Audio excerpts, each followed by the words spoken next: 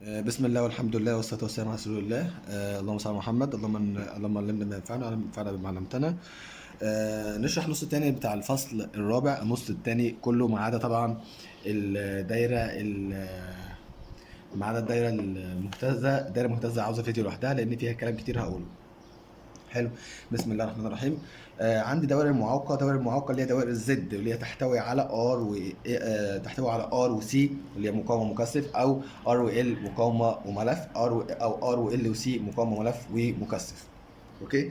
طيب، الفكره كلها ان انت لازم تعرف المثلث ده. المثلث ده مثلث فيثاغورس، يعني مستنتج ودايره زي الفل. المثلث ده والمثلث ده هما نفس المثلث عامه. الضلع ده الوتر اللي هو اسمه زد، الضلع ده اسمه ار، الضلع ده اسمه اكس ال، الضلع ده اسمه او اكس سي او اكس ال ناقص اكس سي، على حسب انت في انهي دايره من دول. طيب، على حسب ما طلعت معاك في المساله يعني.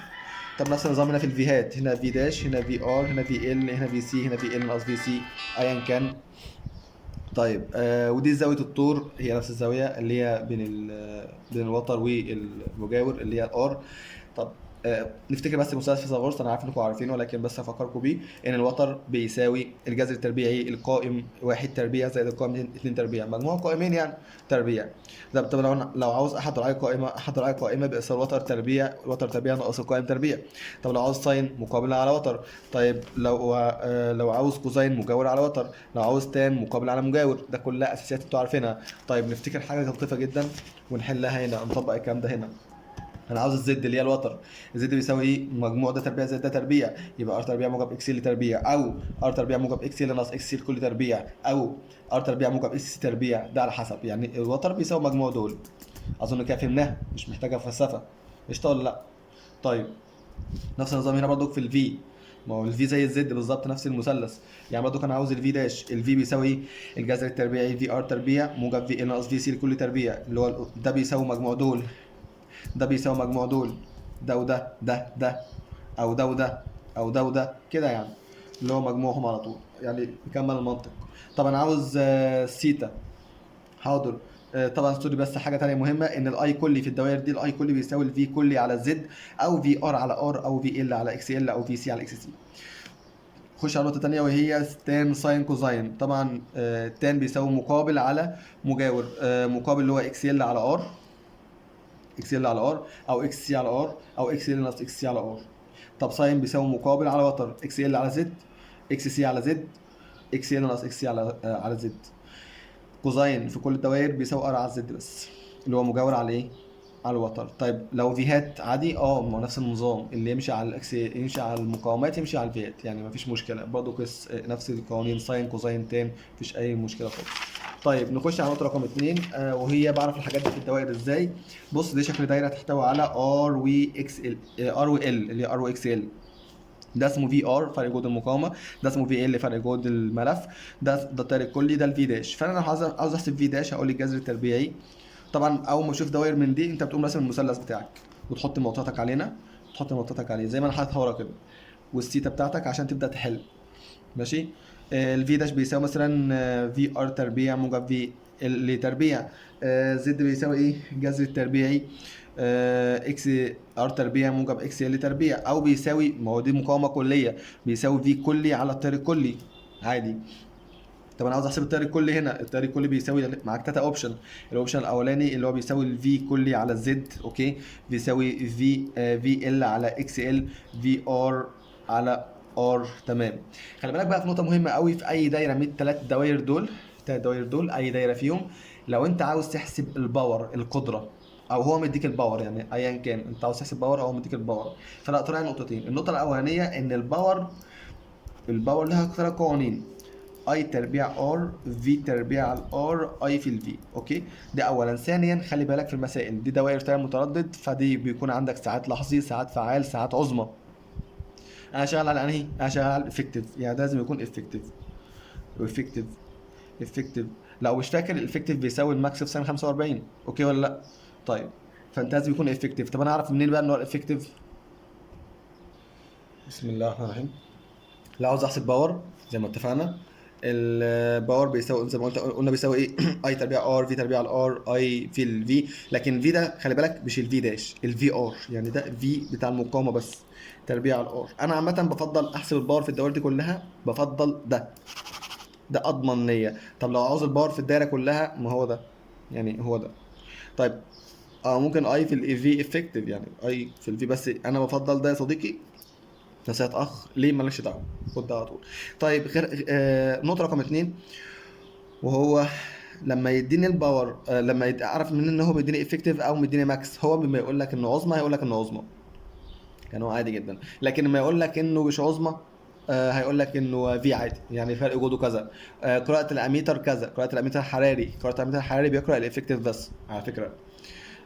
فبنلاقي دايما ان انا لما اجي اقسم الفي على الفي على الاي او ايا كان الحسابات اللي انا هحسبها، هستخدم في اي يكون من نفس النوع، يعني ماكس وماكس، افكتيف وافكتيف.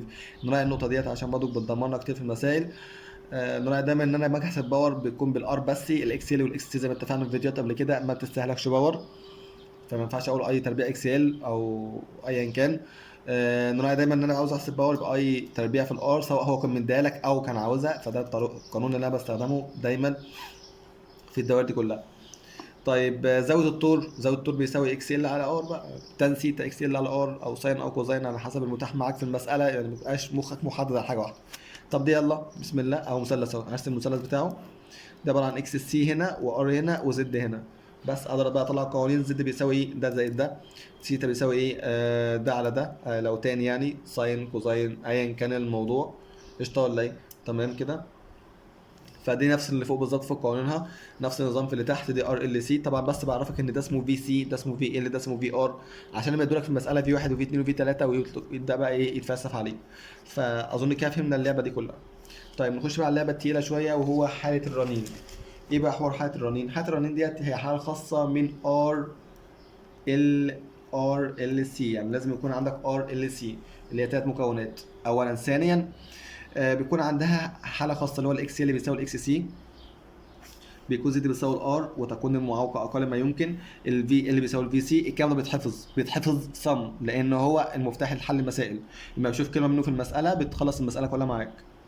الفي داش بيساوي الفي ار، اللي هو في كل بيساوي الفي ار، وتكون في مقاومه اكبر ما يمكن، عشان هو بيقول لك مثلا فاذا كان جهد المقاومه اكبر ما يمكن، فاذا كان المعوقه اقل ما يمكن، فاذا كانت الاكس اللي بيساوي اكس سي، فاذا كان في 1 بيساوي في 2. وطبعا في 1 وفي 2 دول يقصد بي في اللي بيساوي في سي كده يعني.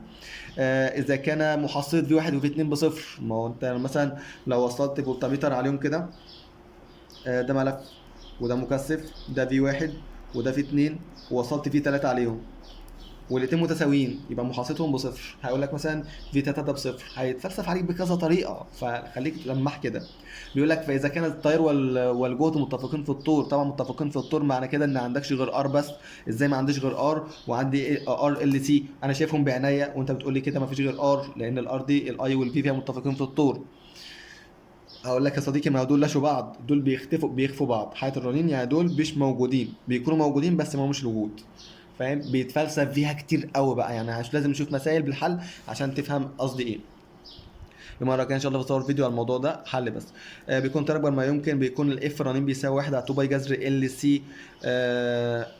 طبعا اللي بيأثر في حياة الرنين او اي حاجه، يعني اي لعبه في ال او في السي او في الاف، اي لعبه ايا كانت الطريقه، ازود ميو، اغير ميو، اغير في ال باي كان طريقه، اغير في السي، اغير في الاف، اي حاجه في دول هتغير في حاله الرنين. يعني ايه هتغير في حاله الرنين؟ يعني كل انا قلته ده باظ. يعني اكس اللي مش بيساوي اكس سي. طب اكون اكبر ولا اصغر؟ لسه هنشوف تحت. طب زد بيساوي ار؟ لا، زد كبيره اكبر ما يمكن او اكبر من القيمه اللي فيها، زد تزداد. التيار بيقل او قراءه الاميتر تقل، من غير ما تفكر هتقل لانه كررانين وباظ. فما الى ذلك، فاي حاجه هتلعب في التلاته دول هتبوظ حياه الرنين. طبعا الرسمه دي مهمه قوي عشان بيسال عليها كتير بطرق مش مشروعه ومش لطيفه. عندك رسمه علاقه بين اي حاجه هنا وبين اف. اي حاجه هنا تشمل اكس ال او اكس سي او ار او زد او اي، كل ده. طب اكس سي مع الاف عكسي، فانت عارف قانونها، اكس سي بيساوي ايه؟ 1 على 2 باي اف سي، صح كده عكسي. طب اكس ال 2 باي اف ال يعني طردي، فاكس ال طردي. طب ار ملهاش علاقه، الار لا تعتمد عليها، الار بيساوي رو اي في ال على الاي، ما بتعتمدش على الاف اصلا. قشطه. طب الزد لا، بص بقى خلي بالك، هنا كده في فرق بين اكس سي واكس ال كبير قوي، في فرق كبير، في فرق بدا يقل، الفرق بزياده التردد الفرق بدا يقل، بزياده التردد عشان الالفاظ بيجيبها في مسائل، بزياده التردد الفرق بينهم بدا يقل لحد ما تساووا هنا كده. اول ما تساووا هنا كده يبقى كده دي حياه رنين، وصلت ان هم حياه رنين، اصبحت عندها الزد بيساوي الايه؟ الار، اصبح عندها الطير اكبر ما ايه؟ اكبر ما يمكن. دي كده النقطه بتاع حياه الرنين اللي هو اف رنين. طب انت ما ترجع ورا كده، يبقى الاف اقل من اف رنين، يبقى دي عندك مين الاكبر؟ اكس سي. اكس سي اكبر يعني خواص سعويه. طب لو زودت شويه عن تردد الرنين يبقى انت عندك الاكس سي الاكبر، يعني دي خواص حسيه. خواص ايه؟ حسيه، اللي هو الحس اكبر شويه. بس كده المختصر المفيد في حياة الرنين. طبعا كل ده لازم يتحل عليه زي ما اتفقنا يا اصدقائي كتير جدا، ماشي، لازم يتحل عليه كتير قوي قوي قوي قوي قوي. ان شاء الله اصور فيديو عشان نطبق الكلام ده المره الجايه. لسه عندنا بقى شويه حاجات كده، تريكات عبيطه بتبقى في المسائل وبتبقى صعبه معانا شويه، وهو انواع الجهود في الدوائر الكهربيه. انواع الجهود في الدوائر الكهربيه هم 3 انواع. جهود معناها ان انا هجمع هطرح هاخد جذر يعني. اما يكون المكونين نفس النوع، يعني ار وار، ال وال، سي وسي، فبجمعهم. يعني الجهد كل دول جمعهم، عشان دي ار ال وال، او سي وسي، او ار وار، بجمع الجهود. يبقى يكونوا اول حاجه بجمع لما يكونوا نفس الايه؟ النوع. طيب، ويكونوا نقيين طبعا. بطرحهم امتى؟ ما احنا عارفين اللي بينطرحوا بس في ال وفي سي، دول طرح. طيب، الجذر بتاعهم امتى؟ الجذر بتاعهم لما يكون شفنا ورا اللي هي المثلث، اللي هي ار وال، ار وسي، ار وال وسي. ففي تريكه ثانيه مهمه قوي، وهي المنتجات الطوريه بتبقى ماشيه شكلها ازاي. قال لي بص، هو الفكره انت لو معاك ملف لوحده، اكس ال لوحده، هتلاقي ان الفي كده والاي كده. طب اكس ال وار، يبقى في الحاله دي الفي هيسبق، بس هيسبق بزاويه، بسيتا، وده اسمه في داش وده اسمه اي، ماشي. طب اكس سي بس هتلاقي ان ليه الفي بتاخر، الفي بتاخر، صح ولا غلط؟ اكس سي بس الفي بتاخر. طب اكس سي وار، يبقى الفي بتاخر اي نعم، بس بايه؟ بزاويه، مش بالكل، يعني بزاويه حاده. وبتكون عامه بيتاخر يعني زاويه بالسالب. اكس سي زاويتها بتكون بالسالب مش بالموجب، اكس ال زاويتها بالموجب. فدي زاويه حاده عشان عندك اكس سي وار او اكس ال وار. طب اكس ال واكس سي وار، ما هو مين الاكبر؟ ما هو على حسب بقى. لو اكس ال بتساوي اكس سي، ففي الحاله دي اصلا ما فيش اصلا زاويه طول، يعني هو ما فيش عندك غير الار بس، بيلاشوا بعض. طب اكس ال اكبر، ما انت اكيد هتقول لي ان الاكس ال هيسبق الفي، هيسبق، ما هو اللي طاغي، خواص حسيه. طب لو اكس سي اكبر من اكس ال، ما اكيد هتقول لي اتاخر، يعني الموضوع مش محتاج فلسفه يعني، سهل كده. ايه ده اي وده بي. طيب، ده كده بالنسبه للمنتجات الطوريه. بالنسبه بقى لزوايا الطول بين الجهود، نركز على نقطه ثانيه عشان شرحتها في اختبار 25 تقريبا، لكن هشرحها هنا تاني عشان احنا خاصين بالفصل ده. انت عندك مقاومه وعندك ملف وعندك مكثف، ركز قوي في النقطه دي. هنا المفروض ان انا هوحد حاجه، يا اوحد الاي يا اوحد الفي. فاوحد الاي، اخلي الاي باصص هنا، الاي باصص كده، الاي باصص كده، ده المتجه الاي.